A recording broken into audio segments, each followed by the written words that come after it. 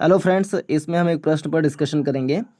19वीं शताब्दी, है ना, सन 1800 से लेकर के 1900 के बीच में 19वीं शताब्दी, ये जो 100 साल का समय है ना, सन 1800 से लेकर के 1900 तक के बीच का जो समय है, तो 19वीं शताब्दी के भारतीय पुनर्जागरण और राष्ट्रीय पहचान के उद्भव के मध्य संलग्नताओं का परीक्षण करना है। क्योंकि पता है कि 19वीं शताब्दी में ही भारतीय पुनर्जागरण हुआ था। राजा राम मोहन रॉय, ईश्वर चंद्र विद्यासागर, बहुत सारे ऐसे लोग थे जिन्होंने भारतीय समाज में एक धार्मिक सामाजिक रूप से सुधार करने का प्रयास किया, जो कि काफ़ी हद तक सफल भी रहा था। तो भारतीय पुनर्जागरण जो हुआ था 19वीं सदी में, और राष्ट्रीय पहचान के उद्भव जो हुए, उसके बीच में क्या रिलेशनशिप है, इस पर हमें विचार करना है। भारत में आराम आराम से पढ़ते हैं, सीखते हैं चीज़ों को। भारत में ब्रिटिश साम्राज्यवाद के विस्तार और एकीकरण के परिणाम स्वरूप थीम क्या है, देखना कि भारतीय जो पुनर्जागरण हुआ है, रेनेसन जो हुआ है, और राष्ट्रीय पहचान नेशनल आइडेंटिटी जो है, उसके बीच में क्या रिलेशन है कि रेनेसंस ने भारतीय राष्ट्रीय पहचान को किस प्रकार से प्रेरित किया, या रेनेसंस का भारतीय राष्ट्रीय पहचान से क्या संबंध है, इस पर विचार करना था। तो भारत में ब्रिटिश साम्राज्यवाद के विस्तार और एकीकरण के परिणाम स्वरूप 19वीं शताब्दी की भारतीय राजनीति और समाज में तब महत्वपूर्ण परिवर्तन आया जब भारतीयों ने अनुभव किया कि ब्रिटिश हितों को बढ़ावा देने के लिए उनके हितों का बलिदान किया जा रहा है। तो 19वीं सदी में एक बहुत बड़ा चेतना इस बात का आया कि अंग्रेज़ों के हितों को बढ़ाने के लिए भारतीयों के हितों की बलिदान दिया जा रहा है। क्योंकि 19वीं सदी में ब्रिटिश साम्राज्यवाद का विस्तार हो रहा था, भारत में, अमेरिका में, हर जगह पर हो रहा था। भारत की बात करें तो 19वीं सदी यानी कि सन 1800 से लेकर के 1900 के बीच में अगर भारत में साम्राज्यवाद का विस्तार पर हम ध्यान दें तो 1817 आते आते जो है पूरी तरीके से मराठा आ गए थे इनके कब्जे में। 1803 में, 1805 में, 1817 में मराठाओं के साथ में अंग्रेज़ों का संघर्ष हुआ, और सन 1800 की शुरुआत, मतलब उसके पहले ही 1799 में मैसूर अंग्रेज़ों के हाथ में आ चुका था। तो मैसूर, मराठा, फिर उसके बहुत पहले 1857 में प्लासी का युद्ध, 1864 में बक्सर का युद्ध, फिर 1863 आते आते जो है 1763 में पूरा जो फ्रेंच का दबदबा था उसको यहाँ से समाप्त किया। तो इस प्रकार से भारत में साम्राज्यवाद का विस्तार अंग्रेज़ों का अच्छी प्रकार से हो चुका था। और इसके अलावा भी 1833 के आसपास में जो है मैकॉले की शिक्षा नीति के द्वारा एक सांस्कृतिक रूप से भारतीयों को चेंज करने का प्रयास किया जा रहा था। तो ब्रिटिश साम्राज्यवाद का विस्तार 19वीं शताब्दी में इस कदर हो रहा था, 18वीं शताब्दी में भी इस कदर हुआ था। 1707 में औरंगजेब की मृत्यु के बाद एकदम से विस्तार की प्रक्रिया प्रारंभ हो गई थी। तो इन सब को देखते हुए 19वीं सदी में एक चेतना ये आई कि अंग्रेज जो हैं अपने हितों को बढ़ावा देने के लिए भारतीयों के हितों के साथ में समझौता कर रहे हैं, उसका बलिदान कर रहे हैं। आधुनिक पश्चिमी संस्कृति के प्रभाव, आधुनिक पश्चिमी संस्कृति के प्रभाव और विदेशी शक्ति के हाथों पराजय के बोध ने, है ना, आधुनिक पश्चिमी संस्कृति के प्रभाव और विदेशी शक्ति के हाथों पराजय के बोध, इस बात का बोध हो गया कि हम जो है ना आधुनिक पश्चिमी संस्कृति के प्रभाव में आ चुके हैं और विदेशी शक्ति के हाथों हम पराजित हो चुके हैं, पूरी तरीके से भारत अंग्रेज़ों के हाथों में जा चुका है। इस बात का बोध ने एक नए जागरण को जन्म दिया। यानी लिंक कर रहा है कि कैसे भारतीय पुनर्जागरण जो है वो राष्ट्रीय पहचान से जुड़ा हुआ था, क्योंकि भारतीय राष्ट्रीय पहचान एक खतरे में आ चुकी थी, क्योंकि यहाँ की राजनीतिक, आर्थिक, सांस्कृतिक, सामाजिक हर चीज़ पर कुठाराघात किया जा रहा था और अंग्रेज़ों के हितों के आगे भारतीयों के हितों पर ध्यान नहीं दिया जा रहा था। तो वही कह रहे हैं कि इस बात का जागरण आ चुका था, इस बात का बोध हो चुका था। आधुनिक शैक्षणिक प्रणालियों ने शिक्षित वर्ग को समानता, स्वतंत्रता और राष्ट्रवाद के विचारों से परिचित कराया। आधुनिक शैक्षिक शैक्षिक प्रणालियों ने शिक्षित वर्ग को समानता, स्वतंत्रता, राष्ट्रवाद, समानता, स्वतंत्रता, राष्ट्रवाद, समानता, स्वतंत्रता, राष्ट्रवाद के विचारों से परिचित कराया कि समानता क्या होता है, अंग्रेज किस प्रकार से हमारे हमारे साथ में समान व्यवहार नहीं कर रहे हैं, स्वतंत्रता क्या है, इस बात का हमें बोध हुआ, हमें एहसास होना शुरू हुआ। राष्ट्रवाद, एक राष्ट्रीय चेतना का विकास होना शुरू हुआ। स्वामी विवेकानंद ये सब जो हैं राष्ट्रवाद, बहुत बड़े राष्ट्रवादी चिंतक माने जाते हैं।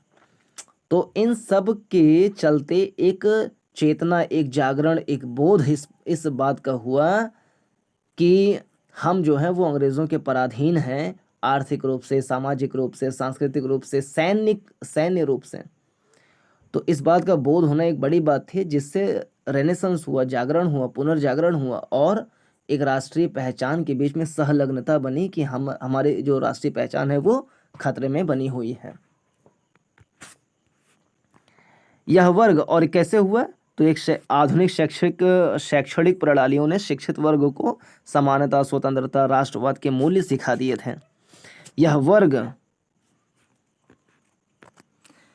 वर्ग आधुनिक विज्ञान और तर्क बहुत बड़ी चीज होती है। कुछ लोग होते हैं कुतर्क करते हैं, तो तर्क होना, तार्किक होना, लॉजिकल होना, रैशनल होना बड़ी ही इंपॉर्टेंट है, और थोड़ा वैज्ञानिक होना। तो यह वर्ग जो शैक्षिक शिक्षा प्राप्त कर रहा था, यह वर्ग आधुनिक विज्ञान और तर्क व मानवतावाद, है ना, ह्यूमनिज्म के सिद्धांतों से प्रभावित था। यह नई सांस्कृतिक चेतना जो आंशिक रूप से सामाजिक और धार्मिक सुधारों के माध्यम से अभिव्यक्त हुई, भारतीय पुनर्जागरण के रूप में प्रतिष्ठित हुई। फिर से यह जो वर्ग है उसमें समानता, स्वतंत्रता, राष्ट्रवाद की भावना जागृत हो चुकी थी। यह वर्ग आधुनिक विज्ञान और तर्क व मानवतावाद के सिद्धांतों से प्रभावित था। यह नई सांस्कृतिक चेतना जो आंशिक रूप से सामाजिक और धार्मिक सुधारों के माध्यम से अभिव्यक्त हुई, भारतीय पुनर्जागरण के रूप में प्रतिष्ठित हुई। ठीक है ना। इसने मूल्यों वैल्यूज में संक्रमण, सामाजिक संवेदनाओं में परिवर्तन और सांस्कृतिक रचनात्मकता के पुनर्जन्म की कालावधि को चिन्हित किया। थोड़ा कठिन शब्दावली है, लेकिन समकालीन समस्याओं के समाधान के लिए अतीत का परीक्षण करना और परंपराओं का मूल्यांकन करना इस आंदोलन का एक मूलभूत दृष्टिकोण था। राजा राम मोहन रॉय द्वारा सती प्रथा पर अपने विरोधियों को उत्तर देने के लिए हिंदू धर्म ग्रंथों का उपयोग अथवा ईश्वरचंद्र विद्यासागर का विधवा पुनर्विवाह अभियान या नारायण गुरु द्वारा सर्वहितवाद, तो सर्वहितवाद का सिद्धांत किसने दिया, तो नारायण गुरु ने दिया। तो नारायण गुरु द्वारा सर्वहितवाद, यूनिवर्सलिज्म का पुरजोर समर्थन, सामाजिक रूढ़िवाद, धार्मिक अंधविश्वास और तर्कहीन अनुष्ठानों के उन्मूलन का उद्देश्य रखता था। पुनर्जागरण ने उस भारतीय सभ्यता का परिष्करण और पुनः तलाश की जो तर्कवाद, अनुभववाद, एकेश्वरवाद और व्यक्तिवाद, तर्कवाद, अनुभववाद, एकेश्वरवाद, व्यक्तिवाद, ऊपर था एक सर्ववाद, सर्वहितवाद, यूनिवर्सलिज्म या यूनिवर्सिज्म, फिर वैज्ञानिक सोच, तार्किक सोच, समानता, स्वतंत्रता और राष्ट्रवादी विचारधारा, सती प्रथा, बाल विवाह, विधवा पुनर्विवाह, इन सब के लिए एक सकारात्मक सोच रखना। तो ये सारी चीज़ें आई तो व्यक्तिवाद के यूरोपीय आदर्शों के अनुरूप थीं।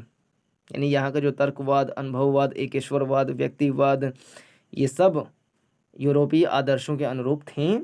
इसका उद्देश्य यह दर्शाना था कि भारतीय सभ्यता किसी भी प्रकार से पश्चिमी सभ्यता से हीन नहीं थी, बल्कि एक आशय में अपनी आध्यात्मिक उपलब्धियों में उससे श्रेष्ठ ही थी।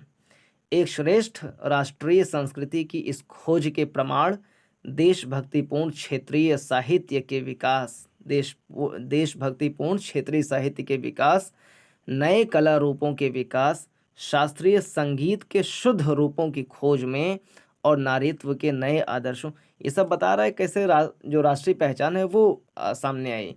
तो देशभक्तिपूर्ण क्षेत्रीय साहित्य लिखे गए, नए कला रूपों का विकास हुआ, शास्त्रीय संगीत के शुद्ध रूपों की खोज की गई, नारीत्व के नए आदर्शों के निर्माण में पाए जा सकते हैं। ये सब चीज़ें परिलक्षित हुई थी कि हमारी राष्ट्रीय पहचान भैया पश्चिमी देशों से कम नहीं है ना।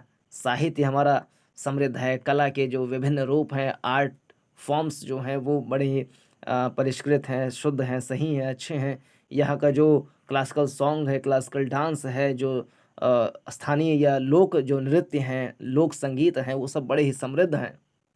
और नारीत्व, यहाँ की जो नारियाँ हैं वो शक्तिशाली हैं, बलवती हैं, बुद्धिशाली हैं, विवेकशील हैं और बहुत ही मजबूत हैं। इस बात को दिखाने का प्रयास किया गया। एग्जाम्पल जैसे बंकिम चंद्र चट्टोपाध्याय, कुछ नाम भी बता सकते हैं कैसे राष्ट्रीय पहचान को इन लोगों ने आगे बढ़ाया। तो बंकिम चंद्र चट्टोपाध्याय ने जो लिखा अपना संस्कृत में जो ग्रंथ लिखा, फिर टैगोर, इकबाल, सुब्रमण्यम भारती के नेतृत्व में चले साहित्यिक आंदोलनों ने, तो बंकिम चंद्र चट्टोपाध्याय, टैगोर, इकबाल, सुब्रमण्यम भारती के नेतृत्व में चले साहित्यिक आंदोलनों ने राष्ट्रीय नेतृत्व के दौरान कल्पना और उत्साह को बढ़ाने में योगदान दिया। इस प्रकार इस आंदोलन ने पश्चिम की भौतिक संस्कृति के विपरीत भारतीय सभ्यता के आध्यात्मिक सार में निहित गर्व की भावना के द्वारा भारतीयों को एक नए उभरते सार्वजनिक संदर्भ में औपनिवेशिक राज्य का सामना करने के लिए प्रेरित किया। दूसरे शब्दों में इसने आधुनिक भारतीय राष्ट्रवाद की वैचारिक नींव तैयार की, जो 19वीं शताब्दी के उत्तरार्ध में मुखर रूप से प्रकट हुई। तो ये रहा इस प्रश्न का उत्तर। पूरा देखने के लिए धन्यवाद। नमस्कार, जय हिंद।